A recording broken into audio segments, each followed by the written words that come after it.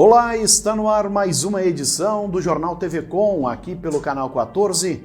E a gente sempre destaca para vocês as informações de Bento Gonçalves e também aquelas mais relevantes do nosso dia a dia. Na edição desta sexta-feira, hoje 13 de agosto, você confere. Prefeitura realiza estudo viário, prevendo alterações no trânsito de algumas ruas em Bento Gonçalves. A Associação de Engenheiros da Corsan emite nota mostrando-se contrária à privatização da estatal. Volta às aulas. Próxima semana será de retomada das aulas presenciais na rede municipal de ensino na capital do vinho. Pesquisadores brasileiros descobrem nova variante do coronavírus. Destaques do jornal TV Com que você confere agora.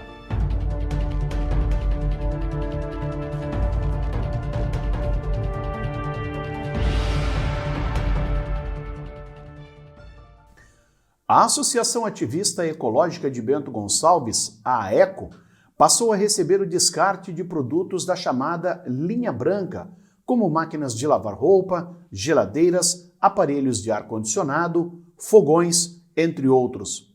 Ao longo de mais de uma década, a entidade já tirou do meio ambiente cerca de 600 mil quilos desses materiais, graças a parcerias com empresas especializadas.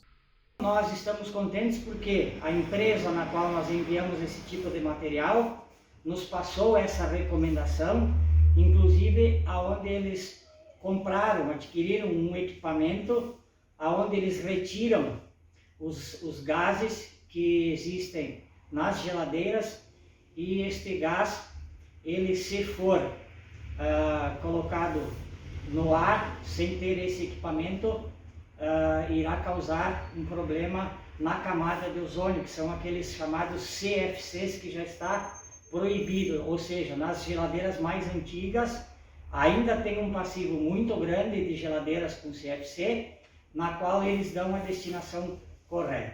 A empresa na qual nós enviamos todos os nossos resíduos eletrônicos, inclusive possui a ISO 14000. Isso significa que para ter uma ISO 14000, essa empresa precisa passar por auditorias, e essas auditorias estão sempre cobrando da empresa todos os pormenores da destinação de cada tipo de equipamento. Atualmente, a ECO está localizada na Rua Livramento, número 48, no bairro Juventude. Os materiais descartados na entidade são enviados para uma empresa especializada que fica responsável pela retirada do gás das geladeiras, o qual contém CFC, que danifica a camada de ozônio. Mais informações podem ser obtidas no telefone 999 86 80 41. Em nota divulgada nesta semana, a Prefeitura de Bento Gonçalves informou que está estudando alterações no trânsito da área central no município. As mudanças prevêem alterações no sentido de vias, como é o caso da rua Dr. Antunes e também Dr. Montauri, que passariam a ter o sentido invertido. Já a rua Benjamin Constant, onde está localizada a Universidade Estadual do Rio Grande do Sul, a UERGS, deverá ter mão dupla. Uma das possíveis modificações, e que está gerando maior discussão, é a adoção da chamada mão inglesa na rua Cândido Costa, no trecho entre a Marechal Deodoro e a Barão do Rio Branco. Neste quarteirão, onde hoje também só é permitida a subida, a circulação passaria a ter 2 sentidos, mas com fluxo invertido. Isso facilitaria o estacionamento de quem ingressa pela Marechal Deodoro e a circulação dos motoristas que passariam a entrar pela Barão do Rio Branco, seguindo em direção à Prefeitura. Para viabilizar essa mudança, as vagas de estacionamentos paralelos seriam todas removidas da via. Outra alteração atingiria a Avenida Oswaldo Aranha, com a implantação de pista dupla nos 2 sentidos. Para isso, um dos lados da pista também perderá estacionamento em toda a sua extensão. A rótula existente junto à rua Dante Larentes, usada principalmente como acesso ao Colégio Sagrado Coração de Jesus, deverá ser substituída por um semáforo. O poder público em Bento destaca que as alternativas seguem em análise, não havendo até o momento uma definição sobre as propostas. A Associação dos Engenheiros da Corsan emitiu alerta no qual destaca que o estado do Rio Grande do Sul abrirá mão de 4 bilhões de reais em investimentos diretos no saneamento com a privatização da estatal. A entidade entende que o valor poderia ser captado no mercado por meio de parceria público-privadas e investido diretamente no tratamento do esgoto. De acordo com a entidade, caso a privatização se concretize, esse mesmo valor irá para o caixa do Tesouro do Estado e não para o saneamento. Conforme dados da entidade, a Corsan apresenta lucro líquido em torno de 300 milhões de reais por ano, dos quais 25% vão para o caixa do Estado. A associação denuncia que a privatização é uma forma do governo gaúcho fazer caixa com uma empresa que dá retorno para o Estado, bem diferente da CEE. Além disso, vai deixar municípios menores desassistidos na área de abastecimento de água e tratamento do esgoto. A nota diz ainda que o governo não está pensando no longo prazo, está pensando somente em um espaço de tempo de 4 anos e com viés eleitoreiro. Cita ainda como exemplo o que aconteceu em Tocantins, onde os 40 maiores municípios estão com a empresa privada e os demais, que não são rentáveis economicamente, voltaram a demandar o Estado no saneamento. A Corsan, atualmente, atende 2/3 dos municípios do Rio Grande do Sul, totalizando 317 cidades. A Secretaria de Turismo de Bento Gonçalves divulgou os números do primeiro semestre no município, tendo o mês de maio como o período da retomada positiva em termos de visitantes. No período, a capital do vinho recepcionou 93.943 visitantes, frente aos 12.450 do ano passado. Em junho foi mantida a tendência de crescimento, alcançando mais de 135 mil. Os números totais de visitantes no primeiro semestre deste ano passaram de 448 mil. Neste mesmo período do ano passado, foram 370.048 visitantes. Mesmo com a liberação do funcionamento de até 75% da capacidade dos locais, os números deste ano ficaram 37% abaixo. Em relação à ocupação do primeiro semestre, a média ficou em 38,4%. O levantamento mostra que, embora a taxa de permanência do visitante em Bento tenha aumentado cerca de 8,5%, o turista ainda não fica nem 3 dias hospedado na cidade. O portal da Secretaria do Turismo obteve mais de 72 mil acessos, mostrando que os turistas voltaram a estar interessados no destino, o que não ocorria durante o ápice da pandemia pelo país. A Secretaria de Cultura de Bento Gonçalves prorrogou até o domingo, dia 15, as inscrições de projetos que poderão ser contemplados com recursos do Fundo Municipal de Cultura para este ano. O formato do prêmio foi adotado visando atender de maneira mais rápida e direta os artistas bento-gonçalvenses que ainda sofrem com os impactos negativos da situação gerada pela pandemia da Covid-19.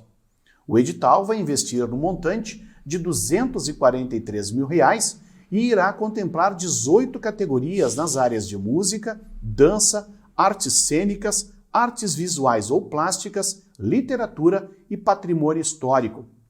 Serão selecionados até 54 projetos com valores que vão de R$ 6 mil para o primeiro colocado, R$ 4.500 para segundos colocados e R$ 3 mil para terceiros colocados. O edital e seus anexos estão disponíveis no site da Prefeitura, bem como na sede da Secretaria da Cultura, que funciona junto à Casa das Artes. Mais informações podem ser obtidas pelo telefone 3771 4224.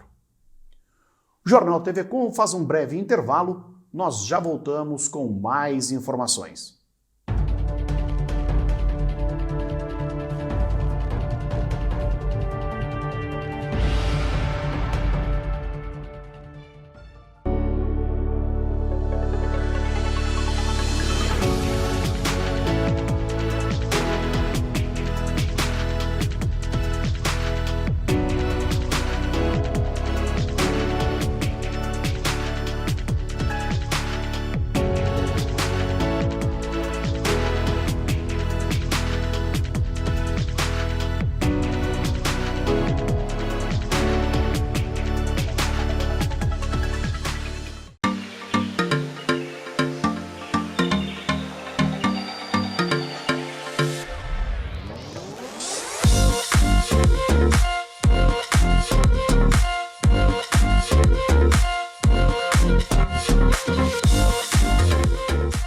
O que acontece com o mundo do vinho? A gente fala de mundo do vinho e nos remetemos a tempos antigos, tempos passados, né? Remontando uma história maravilhosa. E dentro desse mundo do vinho a gente tem a geografia, a história, a religião. E o que nós queremos trazer com isso é essa prática da experiência. E através do enoturismo a gente consegue sim transferir essa mensagem do mundo do vinho em todos os lugares. Então nos acompanhem que estamos só começando.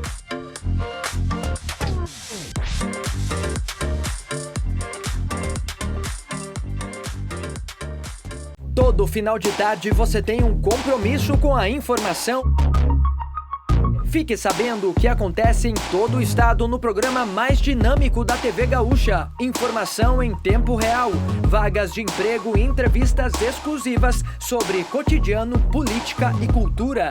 Participe enviando fotos, vídeos e comentando as notícias pelo WhatsApp 995882374. Tudo isso de segunda a sexta, a partir das 5:30 da tarde, aqui no Conexão RS.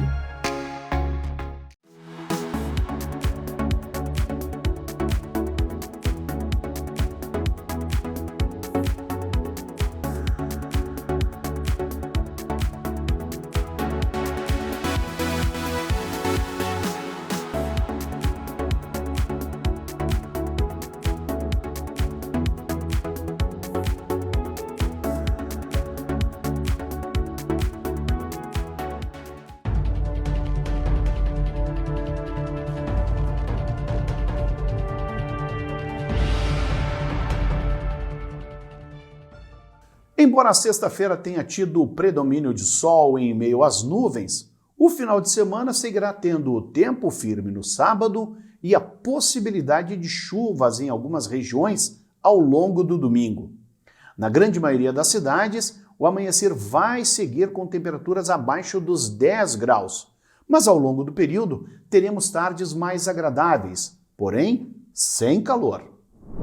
Ao longo deste sábado, o tempo segue instável em praticamente toda a faixa leste de Santa Catarina e também do Paraná, por causa de áreas de instabilidade que atuam na costa dos dois estados. Mas essa chuva já vem com volumes mais modestos se comparadas aos últimos dias, acontece de forma mais fraca e pontual. Nas demais áreas do estado, o tempo segue firme e tem previsão para aumento de nebulosidade nas áreas centrais de Santa Catarina e também do Paraná e em toda a faixa leste do estado do Rio Grande do Sul. No oeste dos três estados, o predomínio é de sol e baixa umidade relativa do ar nas horas mais quentes do dia. E falando em temperaturas, a máxima chega aos 15 graus na tarde deste sábado em Curitiba, 18 em Florianópolis e em Porto Alegre o tempo segue firme com mínima de 11 e máxima que alcança os 19 graus à tarde.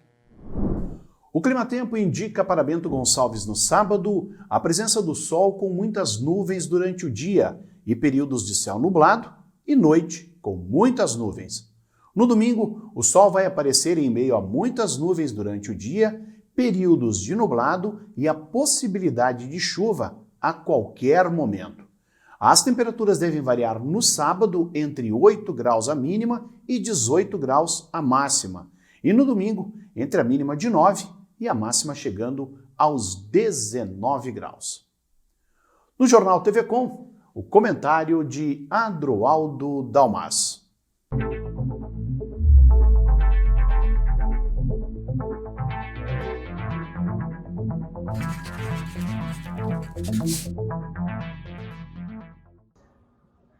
Olá! Hoje é sexta-feira, dia 13 de agosto. Não tem como deixar de fazer um comentário de assunto em nível nacional. Foi decretada agora há pouco a prisão do presidente do Partido Trabalhista Brasileiro, PTB, Roberto Jefferson, cujas manifestações são de conhecimento da maioria da população, de norte a sul, leste e oeste. A sua cruzada na defesa do que ele tem dito como baluarte da democracia, a sua cruzada contra algumas atitudes do Supremo Tribunal Federal, através especificamente de 2 ou 3 ministros, vem causando impacto na nação. E não há dúvida nenhuma, e não havia dúvida nenhuma, de que causaria impacto nos ministros. Pois bem, sou do tempo quando comecei a estudar direito e me formei lá nos anos 86, que não se sabia, não se ouvia falar em STF. Poucos sabiam quem eram os ministros do STF. Mas aos poucos, nos últimos anos, o cidadão mais comum que nunca ouviu falar numa lei, nunca leu uma lei, não sabe onde fica um fórum, não sabe a diferença entre Ministério Público e um juiz, sabe nada de diferença de instituições jurídicas, sabe nomes de ministros do STF.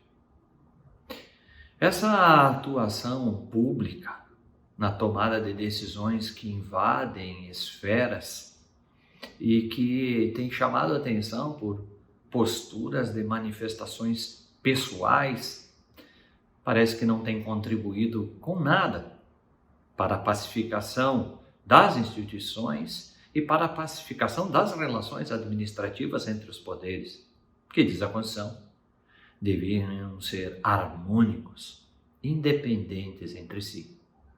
Mas parece que ser harmônico e independente entre si, as instituições, não tem sido a palavra de ordem de ser harmônico e independente as pessoas que fazem parte desses poderes.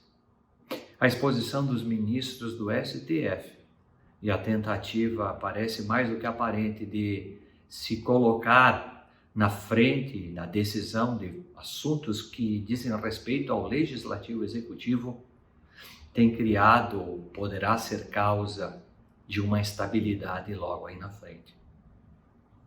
Quando o povo, o cidadão comum, começa a xingar, se rebelar contra atitudes da Corte Suprema, é sinal que as coisas não andam muito bem. Mas alguns ministros do Supremo Tribunal Federal, ao invés de se recolher, pararem para refletir, estudar e, enfim, pararem para simplesmente julgarem quando chegar às suas mesas causas relativas à interpretação da Constituição, têm ido mais para a TV e para veículos de comunicação fazer das suas ideias o ideário nacional e, sobretudo, participar de campanhas que mais parecem políticas do que institucionais. Enfim, esta sexta-feira 13, cuja data tem um simbolismo próprio, não poderia ser melhor para a decretação pelo STF de uma pessoa com uma representatividade tão combativa, pela opinião que pode dar como a Constituição lhe garante, determinada por ministro do Supremo Tribunal Federal. O que nos aguarda aí na frente? Quais as consequências desse e de outros atos? Só poderemos saber logo aí na frente. Mas, infelizmente, a perspectiva parece negativa. A perspectiva não parece ser boa. Parece que os próprios ministros do STF, alguns deles, estão querendo nos empurrar para uma instabilidade institucional. Pensem nisso e fiquem com Deus.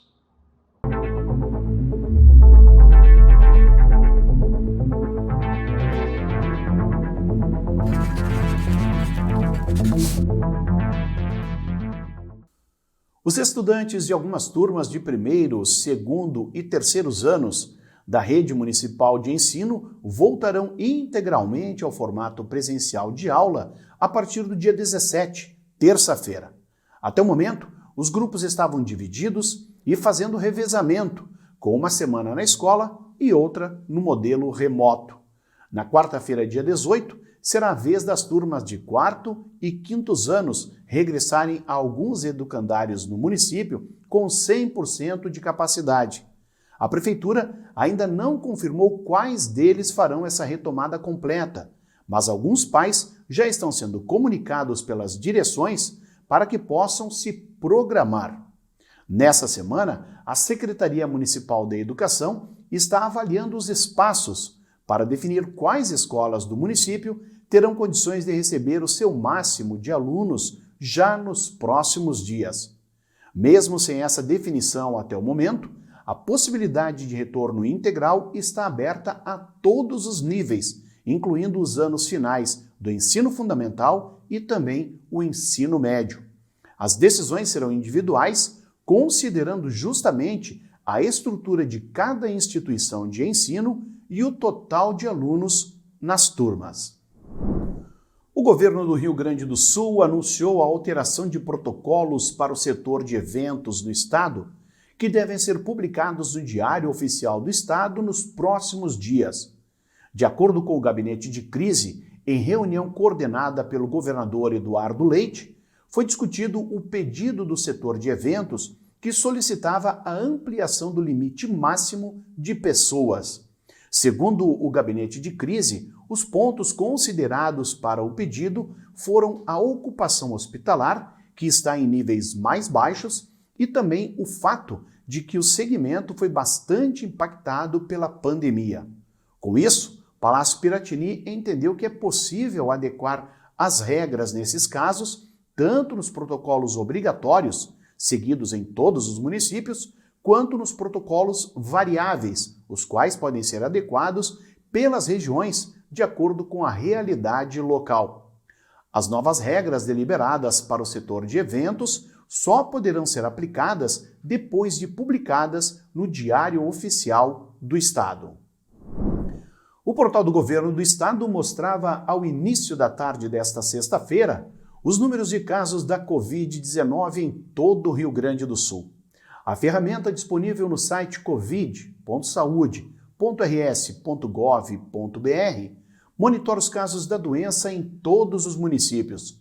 Somente aqui em Bento Gonçalves, a UTI do Hospital Tacchini registrava 6 pacientes internados com a Covid-19, 2 a menos em relação à quinta-feira. No Tacchini, dos 45 leitos oferecidos na instituição, pelo menos 27 eram ocupados por portadores de outras doenças e 2 apresentavam sintomas para a Covid-19. O boletim atual mostra ainda o uso de 18 respiradores, 3 a mais em relação ao boletim anterior, sendo que a capacidade é de 45 aparelhos. Quanto à ocupação no uso de leitos fora da UTI, cuja capacidade é de 83 unidades, atualmente 14 pacientes seguiam internados, 10 a menos na comparação com os dados da quinta-feira. As informações que constam no portal são alimentadas todos os dias com dados que são repassados pela Secretaria Municipal da Saúde e também pelo Hospital Tacchini. Pesquisadores brasileiros encontraram uma nova versão da variante Gama do coronavírus, identificada em janeiro em Manaus. A cepa, chamada de Gama Plus, é descrita em um trabalho feito pelo grupo G9, da rede de laboratórios DASA. Os cientistas analisaram 1.380 amostras de pessoas com a Covid-19 no país, onde 11 delas tinham a mutação P681H, o que os autores do relatório classificaram como convergente com características da Delta, variante que geralmente apresenta essa alteração estrutural. As 11 amostras da Gama Plus foram encontradas em 5 pacientes de Goiás, outros 2 em Tocantins e em um paciente do Mato Grosso, do Ceará, Santa Catarina e também do Paraná. Policiais de São Paulo e de Goiás estiveram em Bento Gonçalves na quinta-feira, onde desarticularam um grupo criminoso que agia na cidade, aplicando o chamado golpe das nudes, passando a extorquir as vítimas. 4 homens e uma mulher foram presos e 2 notebooks e diversos aparelhos celulares apreendidos. De acordo com o delegado Rodrigo Morali, titular da 2ª Delegacia de Polícia aqui de Bento, delegados e policiais dos estados de Goiás e de São Paulo vieram ao município para cumprir mandados de prisão, busca e apreensão em várias residências. A operação teve o apoio de policiais das delegacias de Bento Gonçalves, além de Garibaldi, Carlos Barbosa e até mesmo de Porto Alegre. Os 3 presos investigados pela Polícia Civil de Goiás integram um grupo criminoso dedicado a seduzir vítimas pela internet por meio de falsos perfis nas redes sociais. Após trocas de mensagens e imagens íntimas, os criminosos iniciavam uma série de extorsões exigindo valores que ultrapassavam os R$50 mil, sob pena de divulgar montagens de tais imagens na internet. Os presos atuavam a partir de Bento Gonçalves e alcançavam vítimas não somente do estado de Goiás, mas também de outros estados, tais como São Paulo. Os mandados de prisão temporária, de buscas e apreensões domiciliares foram cumpridos nos bairros Universitário e também no Vale dos Vinhedos. Uma ação de policiais militares da Patamo, a Patrulha Tático Móvel, na tarde da quinta-feira, resultou na prisão de uma mulher de 37 anos pelo crime de tráfico de drogas. O fato ocorreu no bairro Guarani, em Garibaldi, durante a abordagem a um veículo Volkswagen Santana, logo após a ocupante realizar a entrega de entorpecentes ao condutor de uma motocicleta. Durante a revista ao veículo, foi encontrado embaixo do banco do caroneiro uma pochete contendo 12 porções de cocaína. Foram apreendidos ainda R$ 2.309 em dinheiro, 2 cheques no valor de R$ 1.200 e 4 aparelhos celulares. Outros 3 ocupantes do veículo foram conduzidos como testemunhas da ocorrência. O motociclista também foi abordado e localizado consigo 2 porções de cocaína que havia adquirido por ser usuário. Todas as partes foram conduzidas à Delegacia de Polícia Civil para o registro e, posteriormente, a mulher, a qual assumiu a propriedade da droga, foi encaminhada à Penitenciária Estadual de Bento Gonçalves. Estas, então, as informações do nosso Jornal TV Com desta sexta-feira, 13 de agosto. Lembrando que o nosso programa tem reprises amanhã, às 7 horas e também ao meio-dia. Você, baixando o aplicativo Conecta TV Com, pode conferir a nossa programação em qualquer smartphone. É válido para Android e também iOS. Boa noite!